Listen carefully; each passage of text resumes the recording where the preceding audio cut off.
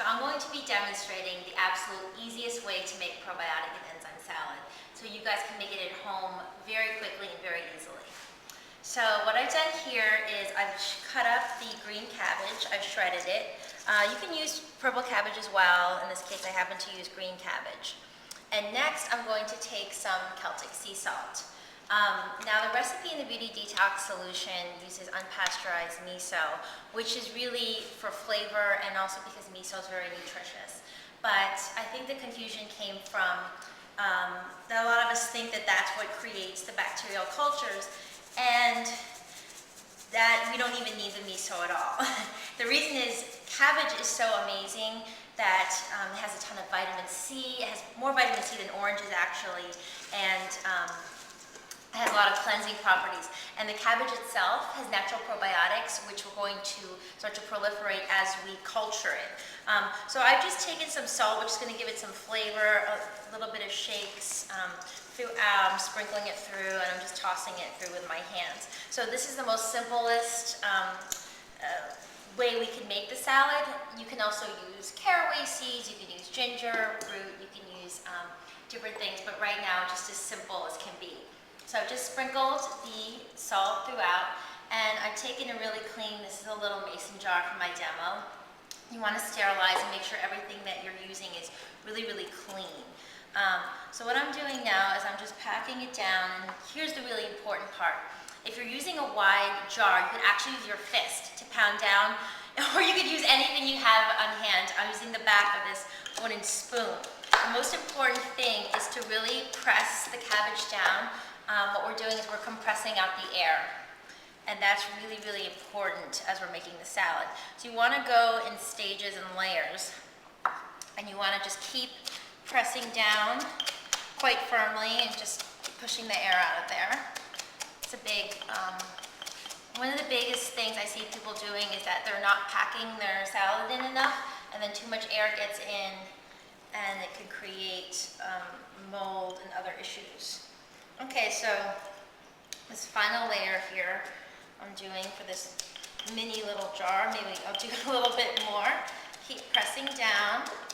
There's many different ways to culture cabbage and other vegetables, but this is the one that I like because it keeps it nice and secure when you're storing it.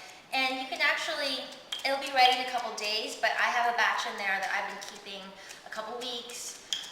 You can just, 1 to 4 weeks is how long you can keep it if you go away for a couple days. So it's something that can take a little bit more time to culture. And when it's in jars like this, it keeps it nice and secure and sealed up. So now I've got a couple inches from the top. So what I'm going to do now is I'm going to take this filtered water. Never use tap water for this because tap water has some chlorine and elements which might kill the natural probiotics. And we're going to cover it just to the level of the top of the cabbage. And this is going to start to make a nice brine. We know now that the salt's going to also draw out more moisture from the cabbage, and everything's going to expand, so we don't need to do any more water than that. Before I started shredding the cabbage, I took some of the nice whole leaves here, and what I'm going to do is I'm going to start to roll them tightly, and I'm going to pack them into the rest of the space. Again, this is all going to compress and change as the probiotics start to proliferate. Everything's going to start to expand. This is going to push the leaves up, and the leaves are actually in contact with some air at the top. So a really common question I get is, oh, there's black spots on the leaves. Does it spoil the whole jar? I say generally no. That has to do with the contact with the air. Be sure to smell your salad before you try it. Use your common sense. If it smells like it's gone off for some reason, don't eat it. But in general, because of the contact of the air, if there's just some black spots in the upper leaves, you can discard them, and then the rest of your mixture, which is safe in the anaerobic brine underneath the water, should still be okay. Okay, so I packed in the leaves. Pack them up as much as you can. I'm going to do one more to the top. Great. So now I'm going to firmly place the top on the jar. And usually what I do is I take a piece of masking tape and I write the date that I started the batch. Now, we're coming into summer, so there's a lot of air conditioning. I use, you can keep your batches in a nice, cool, dark cabinet. I use these temperature-controlled bags just because there's a lot of fluctuation here in the house with the air conditioner, and this keeps them at a nice temperature. You want to keep them about 70 to 75 degrees is ideal. So I actually store them in my little bag. Which is quite convenient, and I keep them in the other room, and it keeps them at a nice temperature. You can also check the temperature, of course. This is, I have another mixture in here, which I started about a week ago, which is almost ready to go.